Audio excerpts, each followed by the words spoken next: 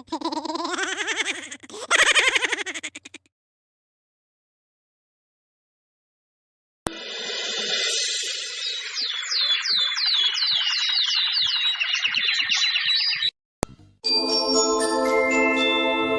माँ सुनो।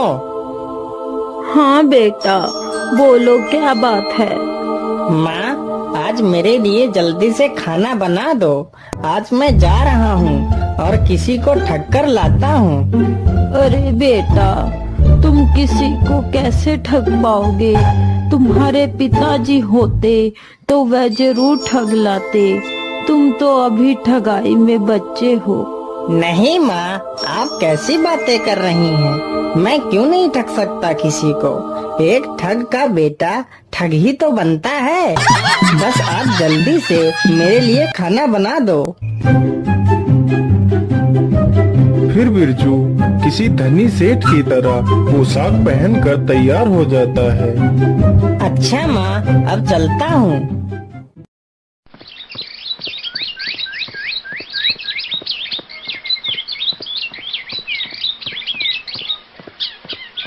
बिरजू चलते चलते एक गांव के नजदीक पहुंचता है। तभी गांव के करीब ही चार ठग अपने खेत में काम कर रहे थे। अरे बड़े भैया, कितने दिन हो गए लेकिन हमने किसी को ठगा नहीं। हाँ बड़े भैया, मन्ना भैया ठीक कह रहे हैं। अब तो हमारे पास पैसे भी नहीं बचे हैं। जो थे वो सब खत्म हो चुके हैं। चलो भैया, आज किसी सेठ को ठगते हैं। अरे सुनो, उधर देखो, उधर कोई मुसाफिर आ रहा है।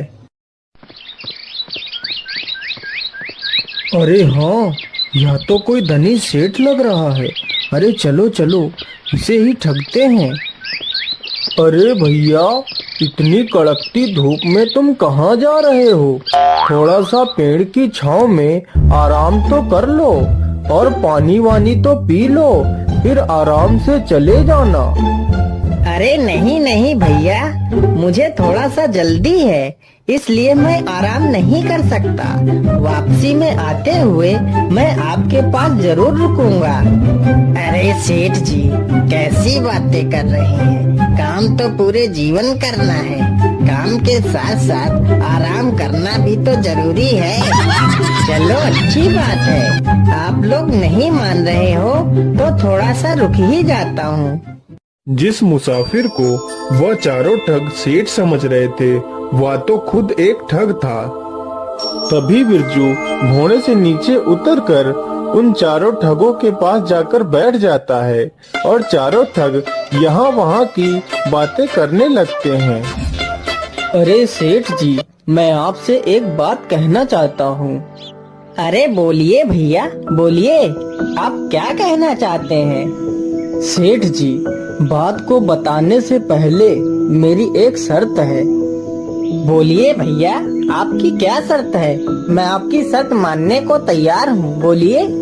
सेठ जी, मेरी शर्त यही है कि अगर आप मेरी बात को सच मानोगे तो कोई बात नहीं। अगर आप मेरी बात को झूठा मानोगे तो आपको 1000 रुपए देने पड़ेंगे। ठीक है भैया, मैं तुम्हारी शर्त से सहमत हूँ। अब बताओ, तुम क्या कहना चाहते हो? सेठ जी, बात यह है कि एक बार मैं अपनी भैंस चरा रहा था और हमारे खेत में गेहूं की फसल खड़ी थी। तभी मेरी भैंस गेहूं के खेत में घुस गई और पता नहीं खेत में कहीं खो गई। हमने पूरा खेत ढूंढ लिया लेकिन भैंस कहीं नहीं मिली। फिर हमने पूरी फसल कटवा दी, भैंस फिर भी नहीं मिली। फिर मैंने उसी फसल के गेहूं चक्की में पिसवाए लेकिन भैंस फिर भी नहीं मिली। और हद तो तब हो गई जब मैंने उसी आटे की रोटी बनवाई और जैसे ही मैंने रोटी का पहला टुकड़ा तोड़ा तभी भैंस की पूंछ मेरे हाथ में आ गई। तो मैंने भैंस की पूंछ पकड़ के उसे बाहर खींचा, तब मेरी जान में जान आई। लेकिन भैया, आज तक मैंने यह बात जिससे भी बताई है उसने मेरी बात को झूठा ही बताया है। अब तुम ही बताओ, यह बात झूठी है या सच्ची है? अरे यह तो मुझे ठगना चाहता है, लेकिन बच्चू मैं भी ठग का बेटा हूँ। अरे हाँ भैया, कभी कभी ऐसी घटनाएं हो जाती हैं, सबके साथ हो जाती हैं। हमारे साथ खुद कई बार ऐसी घटनाएं हो गई हैं। मैं तुम्हें क्या बताऊं, आज ही हमारे साथ ऐसी घटना हो गई। अरे सेठ जी, आपके साथ ऐसी क्या घटना हो गई? अरे नहीं भैया, मैं भी अपनी बात ऐसे नहीं बताऊंगा, मेरी भी एक शर्त है। बोलिए सेठ जी, आपकी क्या शर्त है? हम आपकी शर्त मानने के लिए तैयार हैं। अरे भैया, शर्त वही है, अगर तुम लोग मेरी बात को झूठा मानोगे तो तुम चारों को 1,000 रुपए देने पड़ेंगे, और अगर सच मानोगे तो कोई बात नहीं। हाँ हाँ ठीक है, हमें तुम्हारी शर्त मंजूर है। बताओ क्या बात थी? अरे भैया, क्या बताऊं, आज जब मैं तैयार होकर सुबह काम के लिए निकलने वाला था, तभी मेरी सेठानी जी ने कुछ सुंदर पकवान बनाए थे और वो कह रही थी कि पकवान खाकर ही जाना। लेकिन मुझे काम की ज्यादा जल्दी थी तो मैं पकवान खाए बिना ही आ गया। लेकिन मेरी सेठानी जी मुझसे इतना प्रेम करती हैं कि वह पकवान लेकर मेरे पीछे पीछे यहाँ तक आ गई हैं। लेकिन सेठ जी, आपकी सेठानी जी तो कहीं नजर नहीं आ रही हैं।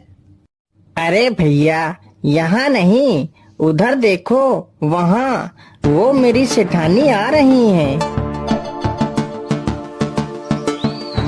अरे बाप रे बाप, वह तो हमारी बहन है। यह सेठ तो हमसे भी बड़ा ठग है। अब क्या करें? अगर हम लोगों ने इसकी बात को झूठ कहा तो यह हम चारों से 1,000 रुपए लेगा, और अगर हमने इसकी बातों को सच कहा तो यह हमारी बहन को ले जाएगा। भैया, मेरी मानो तो अपनी बहन को इस सेठ के घर भेज देते हैं। वैसे भी हमें आज नहीं तो कल अपनी बहन का विवाह तो करना ही था। वैसे भी यह सेठ अपनी बहन को खुशी रखेगा, और अगर इसकी बात को हम झूठ बोलेंगे तो हमें 4,000 रुपए देने पड़ेंगे। हाँ हाँ, अपनी बहन को इस सेठ के साथ भेज देते हैं, और सेठ के घर में जितना भी माल खजाना होगा वह सब हमारी बहन लेकर भाग आएगी। अरे तुम आ गई, मैं कितनी देर से तुम्हारा इंतजार कर रहा हूँ। अरे तुम कौन हो? मैं तो तुम्हें जानती तक नहीं। अरे मेरी प्यारी बहन, ये तुम्हारे पति हैं। तुम्हारा विवाह इनके साथ बचपन में ही हो गया था। अब जाओ बहन, तुम इनके साथ जाओ, हम लोग तुम्हें जल्दी ही लेने आएंगे। अच्छा मेरे प्यारे सालों, अब मैं चलता हूँ। अरे भैया, यह तो हमारी बहन को ही ठग ले गया, हम इसे छोड़ेंगे नहीं। चलो हम कल ही इसके घर चलेंगे।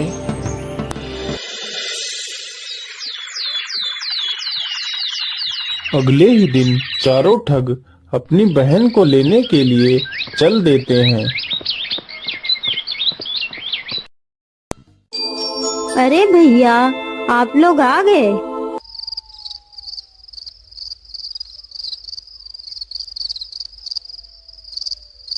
फिर बिरजू उन सब की खूब मेहमान नवाजी करता है।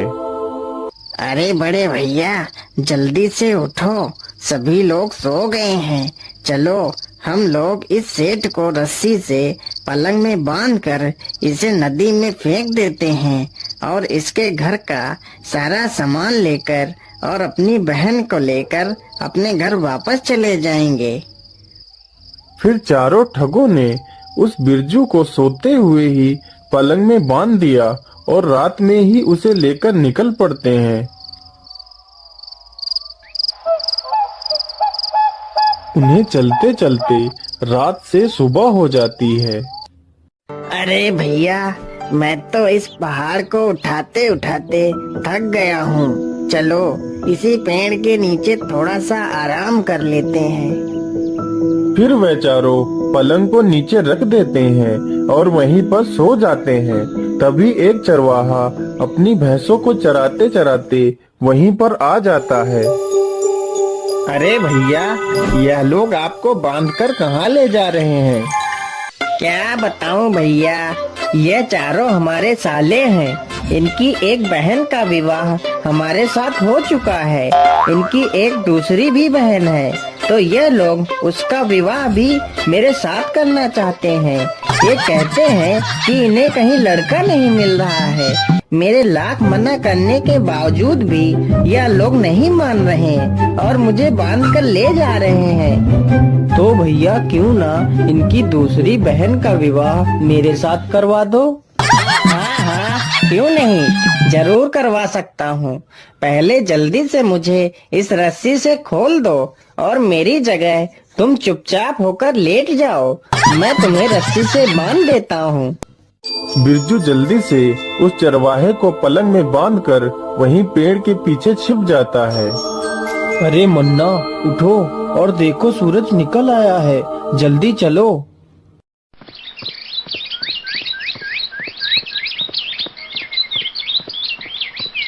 फिर वह चारों उसे उठाकर नदी पर पहुंच जाते हैं। उधर बिरजू उस चरवाहे की सारी भैंसें अपने घर ले जाता है।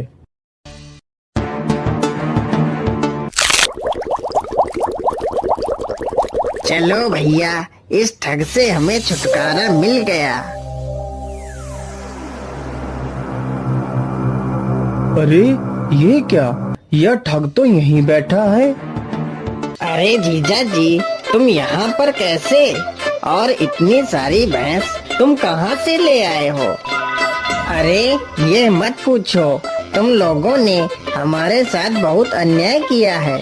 तुम लोगों ने मुझे नदी के किनारे ही फेंक दिया था। अगर थोड़ा सा और आगे गहरे पानी में फेंकते तो इससे भी ज्यादा अच्छी अच्छी भैंस पकड़ कर ले आता। अब क्या करूं? तुम लोगों ने मुझे किनारे ही फेंक दिया तो यही मिली है भैंस। अरे जीजा जी, क्या बात कर रहे हो? चलो जीजा जी, मुझे भी कुछ पैसे दिला दो। हाँ जीजा जी, मुझे भी भैंसे चाहिए, चलो जल्दी। अच्छा, तो तुम लोगों को भी भैंसे चाहिए, तो चलो मेरे साथ। मैं जहाँ बोलूँ तुम लोग वहीं कूद जाना और अच्छी अच्छी भैंस पकड़ कर ले आना। बिरजू उन चारों ठगों को नदी की गहरी धारा के सामने ले जाता है। अरे सुनो, तुम लोग जल्दी से इस जगह पर कूद जाओ, नहीं तो लोग तुमसे पहले ही सारी भैंसें लूट ले जाएंगे। चारों ठग बिना देर किए हुए नदी की बीच धारा में छलांग लगा देते हैं और उसी में डूबकर मर जाते हैं। फिर बिरजू अपने घर वापस चला जाता है।